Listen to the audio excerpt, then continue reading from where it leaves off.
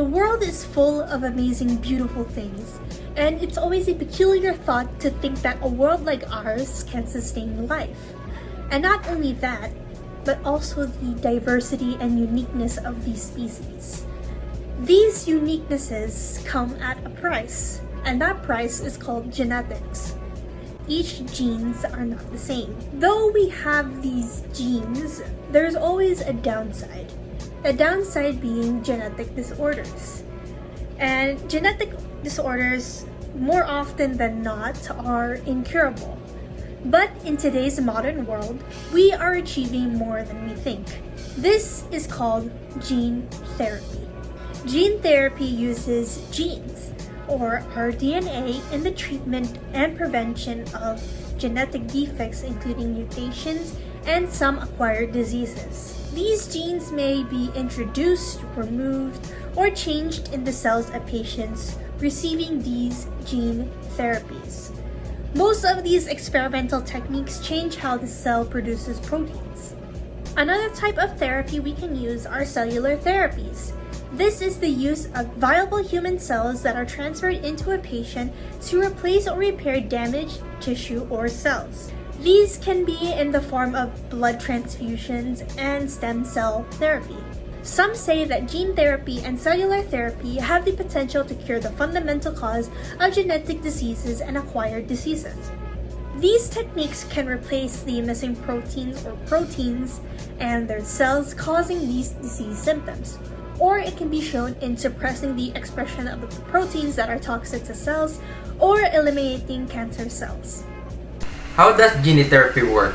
In order for the muscles in our body to function, our cells need protein.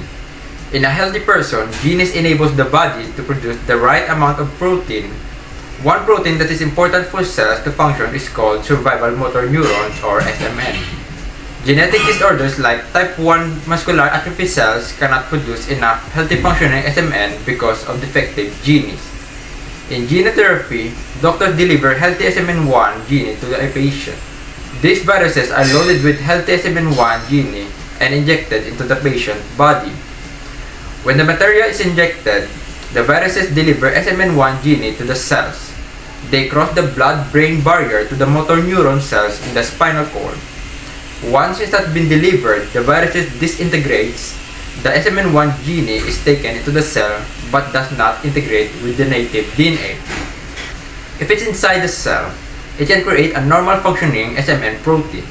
What are the strategies being used in gene therapy? First is gene silencing.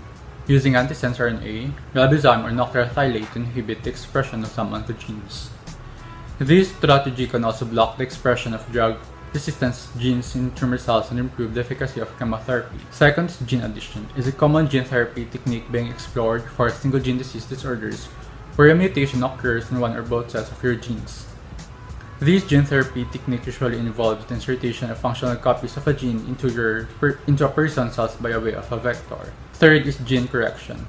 It is considered a type of gene therapy which is the use of a genetic material to treat or prevent disease. It also used to correct defective genes in order to cure a disease or help your body better fight the disease. Fourth is reprogramming. It is the process of transforming a fully differentiated mature somatic cell into pluripotent precursor. Diversified human cells have been widely reprogrammed to create PSCs using a few techniques.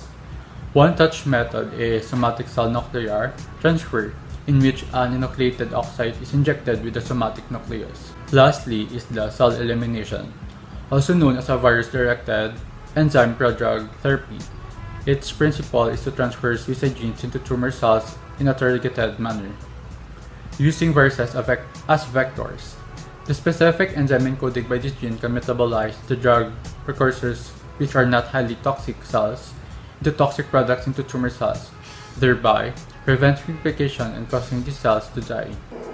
Gene therapy replaces a faulty gene or adds a new gene in an attempt to cure disease or improve your body's ability to fight disease. Gene therapy also holds promise for treating a wide range of diseases such as cancer, cystic fibrosis, heart disease, diabetes, hemophilia, and AIDS. In short, the uses of gene therapy are: first, replace missing or defective genes; deliver genes that speed up the destruction of cancer cells, supply genes that cause cancer cells to revert back to normal cells, deliver bacterial or viral genes as a form of vaccination, provide genes that promote or impede the growth of new tissue, and lastly, deliver genes that stimulate the healing of damaged tissues. The different type of cell therapy is the blood transfusion and the transfusion of red blood cells, white blood cells, and platelets from a donor.